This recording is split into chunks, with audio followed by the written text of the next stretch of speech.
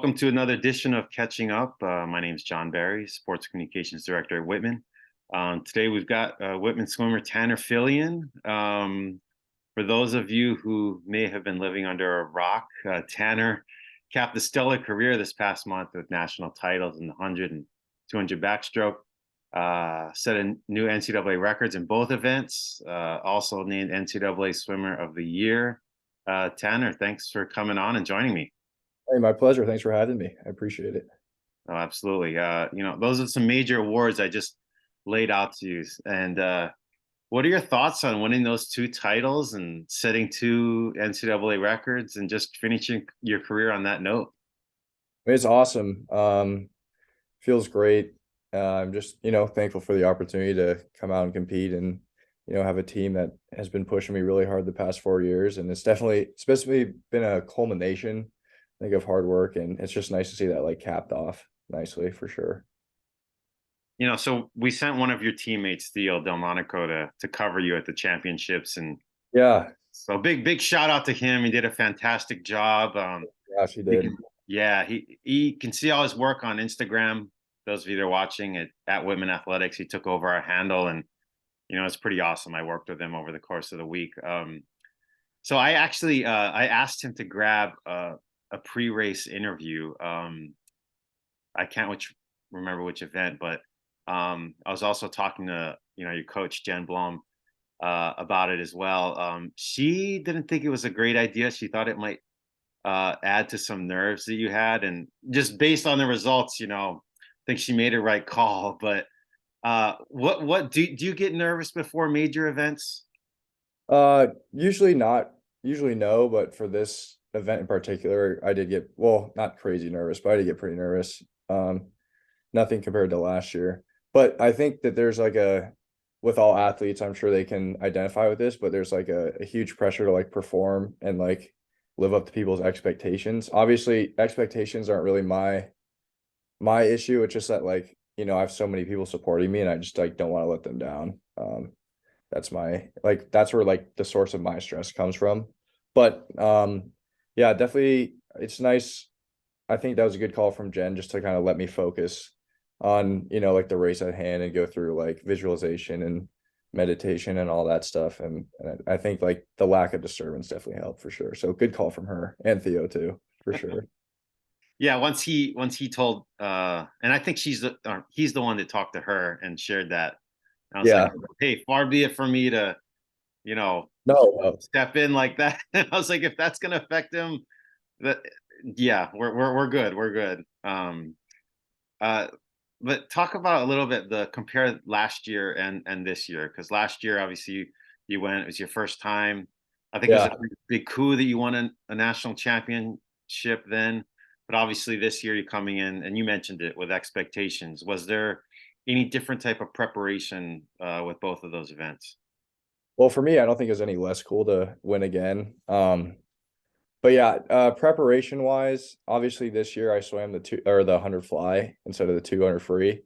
And so we kind of switched over in practice, after conference, we had a month to train, and we kind of switched over to more short course, shorter, more explosive type training, instead of longer endurance, which I thought was really fun and a good switch up just to do something different.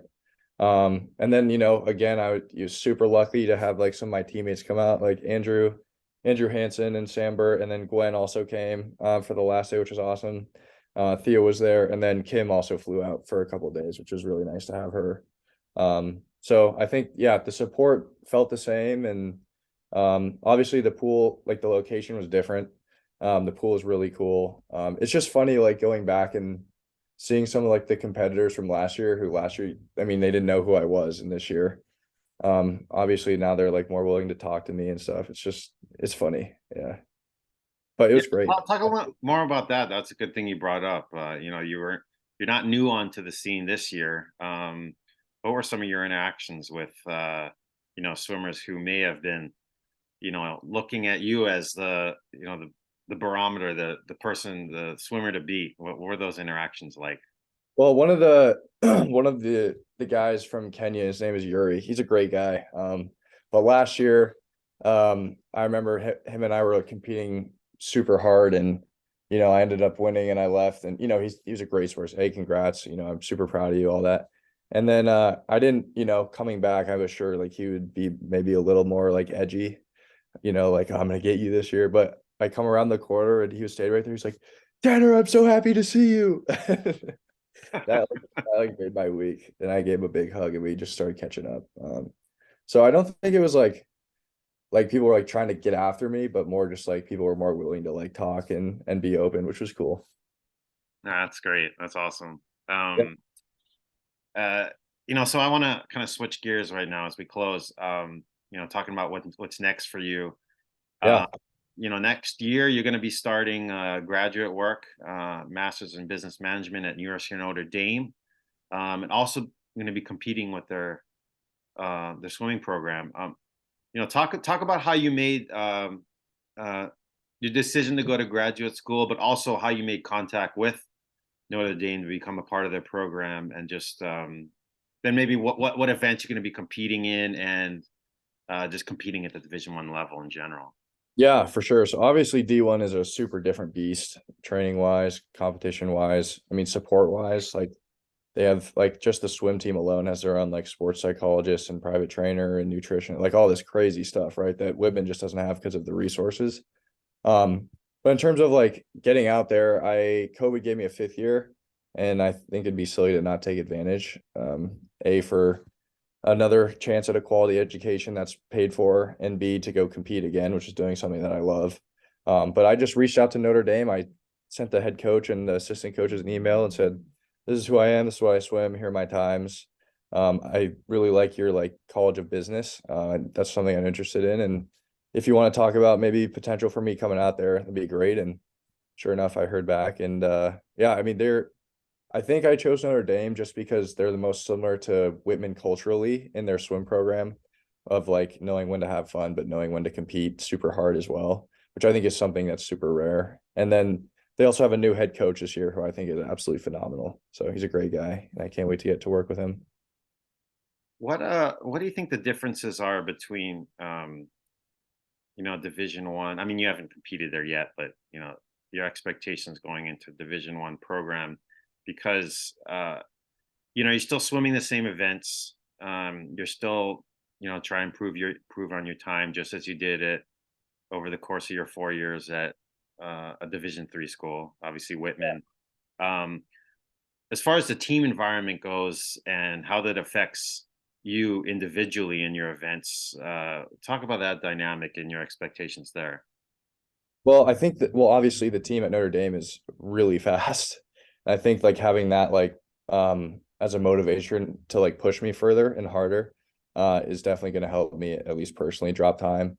But like I was saying earlier, like just like their access to resources of just like outside the pool, like recovery and preparation and just like feeding you and stuff. I mean, it's ridiculous. It's crazy. But yeah, I mean, the team is awesome. And I think, like I said, just the environment of being in a team that's a lot faster and a little more focused on like performance output will help me to perform as well.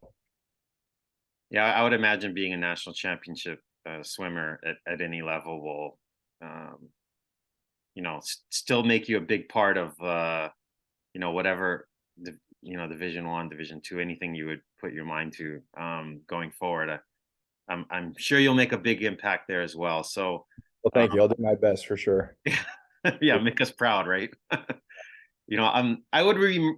I would be remiss to add that um, you were also, I guess, in your throwaway event, because you can compete in three events. You also third place. It was the fly, right? Yeah, 100 fly, Yeah, third. yeah, 100 fly. You competed at the championships, and yeah, it's like, oh, by the way, you also were third in that event as well. So That it was was, that was a fun race. That was a really fun. yeah, so it's awesome. You won championships in two, but yeah. Oh, by the way, you finished third in another event too. So congratulations there as well. So Thank you. I appreciate it. yeah. So I'm sure we'll have you on again. I'd love to catch up with you, finding out your experience at Notre Dame, maybe, next spring. So Yeah, that'd be great. yeah, yeah. We'll have you on for a third time, That's so good. But yeah, thanks for coming on, and best of luck the rest of this year, and then going into graduate school. We'll catch up with you later. All right. Sounds good. Thank you for having me. Absolutely.